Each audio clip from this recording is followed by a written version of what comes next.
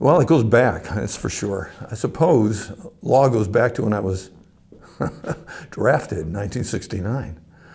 There had been a draft, it had been a compulsory draft, and it was then eliminated and then brought back in 69 after Tet Offensive in 1968.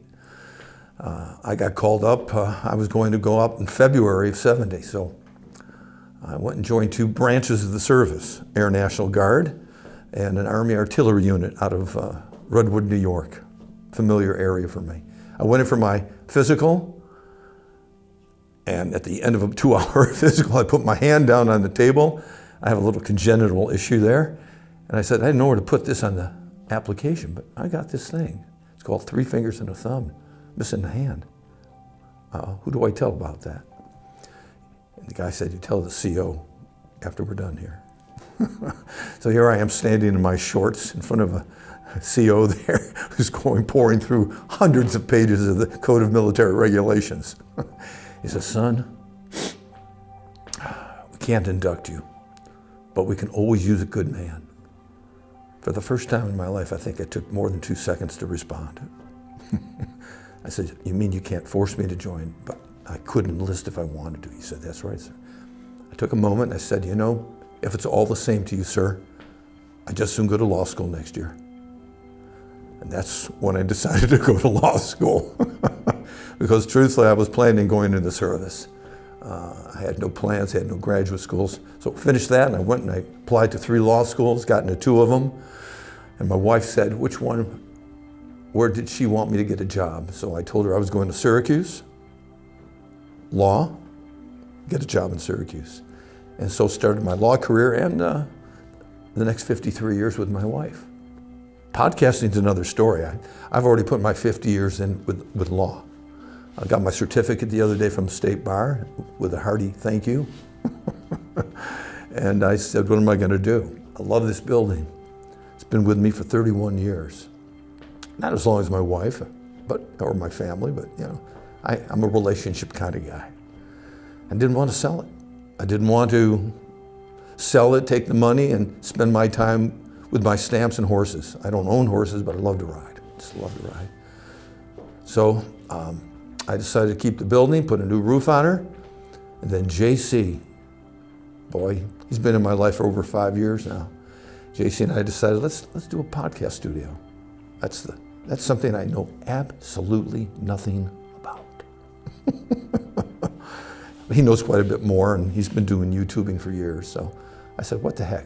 It'll give me a chance to make something different of this law firm, of this building. You know, this building, if you look at it from the outside, it doesn't look like a law firm, but it looks like a podcast studio. It looks like a studio.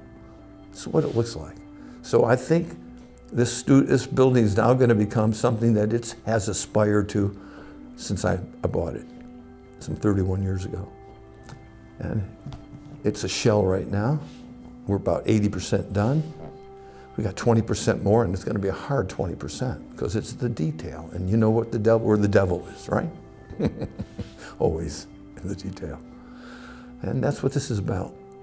But the biggest thing we want to do is we don't want to just have brick and mortar and a pretty place and a soft couch and microphones to stick in your mouth to spiel whatever you have to spiel. We want a quality production. We want people to come in here and enjoy the experience. They must absolutely revel in the experience of podcasting, and we're going to help them. That's our job. It's got to be, well, it's got to be a sensational experience for them, whether it's a 2-hour or it's a half day or a full day gig, whatever it is. As far as we're concerned, we're going to do some podcasting too. But I would guess more than 80% of our time will be, pay to play. We'll bring other folks in here to do it. But the other 10, 15, whatever the percentages we do, it's going to evolve. JC is going to have a lot to say. He's got a lot to say. He's done a lot. He's got a lot to contribute in this criminal and post-criminal convictions society that this country is so preoccupied with. He's turned a lot of heads. He's going to turn a lot more. For me, I'm going to find my way through the dark. It's dark here. I'm going to close my eyes a little. I'm going to listen, smell, feel, and see what podcasting is about. I have a lot of topics I want to talk about. There's so much I want to talk about. But I don't want to hear me. I just don't. I haven't got that much personally to offer. What I want to do is I want to bring people here who need a platform, a serious and comfortable and sincere platform to tell their story.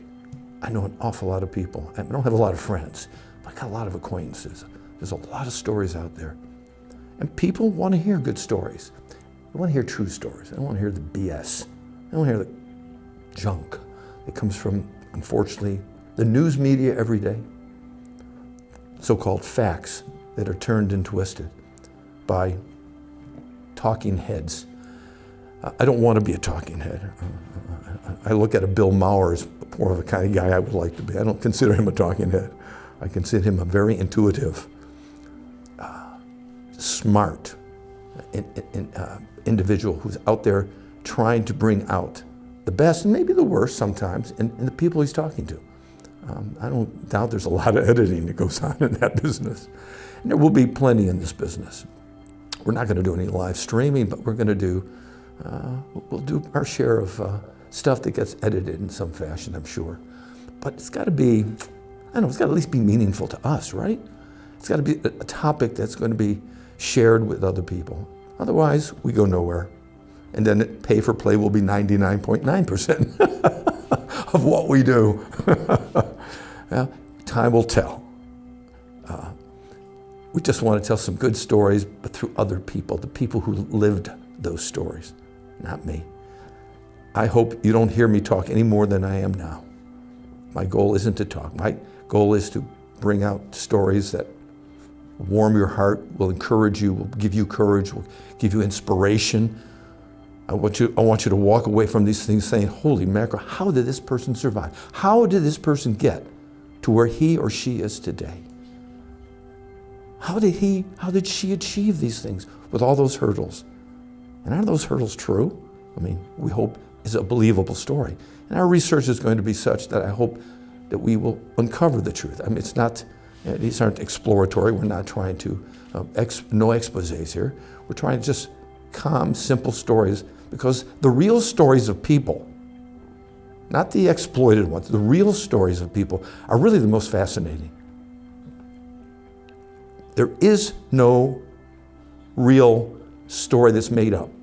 Every story you hear on TV, radio, film is taken from real life. It's a real life experience, maybe exaggerated a little, and maybe concentrated.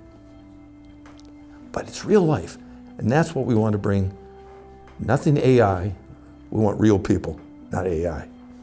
Anyways, I've gone on at length. This is what my vision is, this is what I'm hoping to do, and we're just going to take it one day at a time, because as one of my heroes, Clint Eastwood, said, tomorrow is promised to nobody.